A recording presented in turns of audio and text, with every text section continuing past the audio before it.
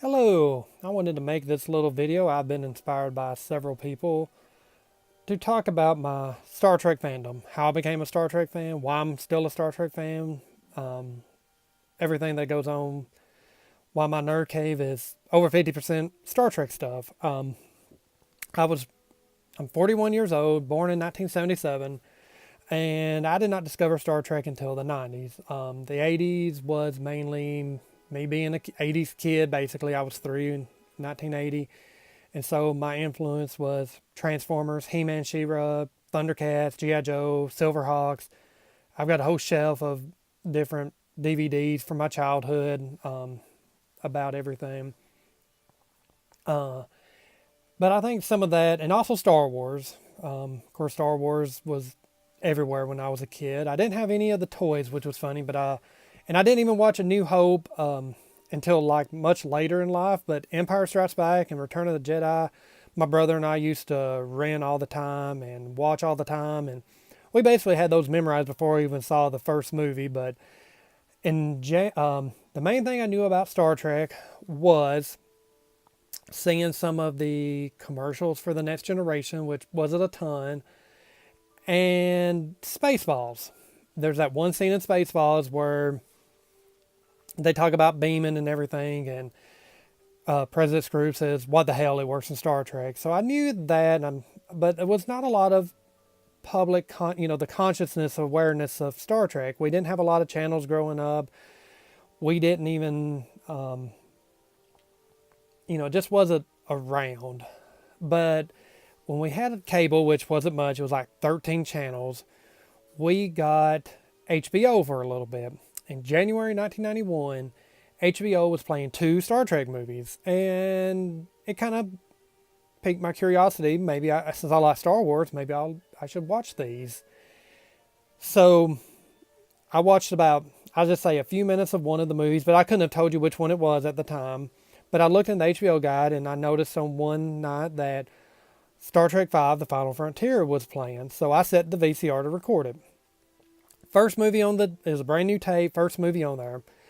And so I recorded it. And they was also playing Spaceballs that night, so I had to record that as well to get it on tape. So I watched Star Trek V: The Final Frontier.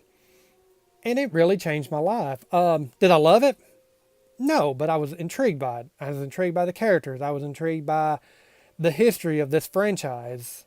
It was 1991, so it was little did I know at the time. It was going through a 25th anniversary year, and there was Star Trek everywhere. The other Star Trek movie they were playing that month was Star Trek II: The Wrath of Khan. And so that was the second Star Trek movie that I saw. And between those two movies, like I say, I had to know more. My mom had a friend who had Star Trek 3 and 4 recorded on tape, so she let me borrow them and I watched them.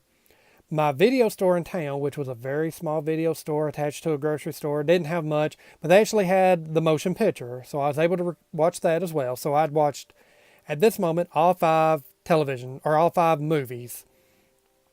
So from there, I had to get into the TV shows. And luckily, one of our channels played Star Trek at night. Of course, small southern boy, 13 years old, I still had a bedtime, and Star Trek came on after my bedtime. But I knew how to program the VCR, so I recorded some Star Trek. Actually, the first one I watched was a Friday night when I didn't have a bedtime. So the first original series episode that I watched was The City on the Edge of Forever. And of course, that's just a marvelous episode, holds up to this day. So I was recording, coming home after school to watch the episode that came on the night before. And at one point, they moved Star Trek up in the time, so I was able to watch it while recording it, which led into a lot of. We only had one TV, one VCR, so it led to a lot of fights with my brother. He would want to watch sports, I'd want to watch Star Trek. That's really how split we were. That was really the basis of our personalities. So I got to watch probably most of the original series around this time. One thing that really helped was for the 25th anniversary, they had a marathon, top 10 fan favorite episodes one day, followed by the 25th anniversary special. This was in September, so we've got a few months down the line. 9 months. I'm getting into this show, but right now it's Kirk, Spock, and the crew. I have not got into the Next Generation yet, but I watched that 25th anniversary special, and I really liked what I saw of the Next Generation. And that channel that played the original series was actually starting to play syndicated Next Generation. And I missed Encounter of Farpoint Part 1 because they split it in two, but I did watch Part 2, and I started watching it through there and watching the newer episodes starting with Season 5. And of course I started with Redemption Part 2, which I didn't get to see Redemption Part 1, but I got with Redemption Part 2, and then finally got to eventually watch Redemption Part 1. So I was watching it live and just got into it. By the time recording everything, I was having to buy a new tape every other week. Luckily, we had a Dollar General and the tapes were cheap, and I would do the worst quality would get 6 episodes on a tape. But I was able to start with, Deep Space Nine, watch it from the beginning, Voyager. Now, when I went to college, I will admit that I had to stop watching Deep Space Nine and Voyager. Number one, I didn't have cable, and I did not have over-the-air antenna, so that was sad having to give it up. But there was a lot at the house. Like I said, we didn't have many TVs, and I was gone for a week at a time or sometimes more, so to make sure that it was on the right channel led to some problems. But actually, I should go back. In 1994, I really wanted to actually go back to 91, December 91, 25th anniversary. The Undiscovered Country came out in theaters, and I really wanted to go see it. But at that time, I was 14, no vehicle, no one in my family liked Star Trek, so I had to wait to rent it on video, which was sad. But I did get to see Generations in theaters. My principal of the school actually took me. She was a big Star Trek fan. And then I saw all the Next Generations in theaters, which was, that was just awesome seeing these characters that I grew to love over the last 3 years on the big screen. And after college, Voyager was, Deep Space Nine was over. Voyager was almost over because I graduated in 2000, so Voyager still had another year to go. I was working for Blockbuster, and a friend did let me borrow he recorded in-game the last Voyager episode. So I did get to see how it ended, which I missed so much because I had to stop watching right the season 7 of 9 came in, so I was way behind. But when Enterprise came out, I was not in college. I had just started or about to start my first real job. So I did start watching Enterprise, start with Broken Bow. And so I got back into Star Trek. Nemesis was about to come out, and of course I was really excited. And then in 2002, what I consider probably the best thing was Next Generation started coming out with their season sets. They were expensive, $100 each, but it was Star Trek. I didn't get the original series when they were releasing 2 on a DVD. I had one a friend bought for me as a wedding. I was in his wedding. That was my wedding present. I really enjoyed that, but they were expensive for 2 episodes per disc. But when they came out with the season sets, I had to start getting them. So 2002, I got all of Next Generation.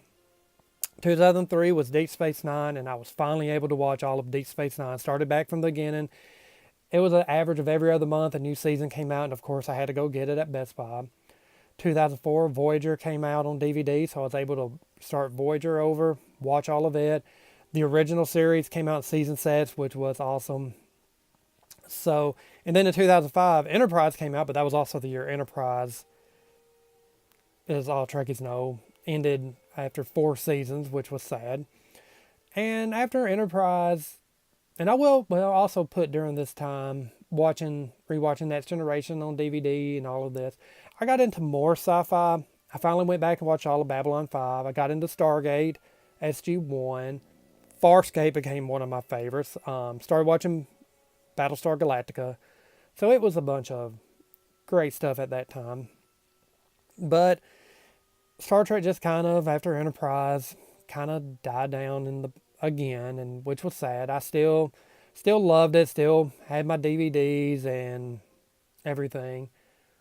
But then whenever the J.J. Abrams movie came out, the first one, it ignited my passion again like never before. I don't know what it was about that movie. It just seemed people who didn't really think they liked Star Trek started liking Star Trek. There was stuff, there was Star Trek stuff everywhere. I started buying the Star Trek magazine, buying more books. And that's one thing I didn't really say. I was reading some of the novels in high school. I couldn't get a lot because I didn't have a job or anything.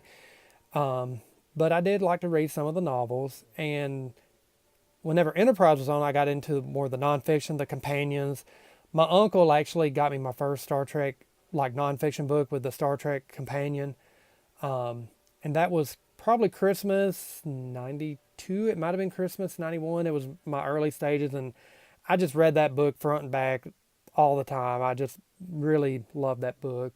But when '09, I got into the comics. The Kelvin Timeline comics were really good. And I got some more IDW comics. And like I say, I got a bunch of other companion books. There was more available. Documentaries, I got into those like William Shatner's The Captains and Trek Nation, some of those good ones, and they still have some good ones out there. And I look forward to a new Kelvin movie. I hope there's another one coming out. I hope they get everything resolved. Because as of right now, it's just been about a month since they said Chris Pine and Chris Hemsworth backed out of the renegotiations. When the negotiations, they was trying to renegotiate the contract. The soundtracks last year, I have a friend. After finally got to see an original series movie in theaters with The Wrath of Khan for its 35th. And I had all the soundtracks on CD, but that made me want to get the deluxe versions. And after I got all the movie deluxe versions, including '09, Michael Giacchino's wonderful score that's out of print, I actually got it for a very good price. I got all the other deluxe editions. I got the La La Land 2-disc or 4-disc TV sets. There's still a couple of reissues I need to get. Figures galore. I just, Star Trek just means a lot. Coming from the South, there's a lot of hatred. Unfortunately, it's still here. I never personally understood the hatred of everything, and Star Trek was just one of the ways to show that hatred is not justified. You can work together. You don't have to hate on someone. Everyone is created equally. And it just sparked my imagination as a 13-year-old. Very much, well, not even imagination. It did that, but it just helped me with my morals. To not be so judgmental on people, not to have a idea about someone, get to know someone. There's so many great episodes that I love. I wish I could say I'm one that could remember everything. Unfortunately, I'm not. I can remember feelings watching episodes more than I can plot. Names, if there's not a main character, sometimes I forget a lot. I don't know why that is, but I wish I could have more knowledge. And I will say one other thing that's really helped with my Trek fandom. It's Twitter. I started Twitter in '09, and I let it just sit there for years and years and years. And finally, a few years ago, I picked it back up. I don't even know why. I just thought, let's just see. And the first year or so was pretty good. I think it was 2016 I got back into it. The Year Beyond came out and everything, but in 2017, that's whenever I have discovered a whole new world of Trek fans, of friends, not Twitter friends. These people are actually my friends. I've been invited to podcast a little bit about Star Trek, which is awesome with my Trek Talk crew. I have so many people just on Twitter that is just amazing. They've sent me gifts. I've sent gifts. It's just a great group of people that I just, and they were part of the reason I wanted to do this. I want to try to get more creative. Met so many creative Trekkies that I just feel like I want to contribute myself, do some things myself. But that's really my 27-year story about how I got into Star Trek and why it's still important to me. Why anything that I'm into nowadays, sometimes I go back to Star Trek. But wanted to share. I hope you guys can let me know how I did on this video. This was just a spur of the moment.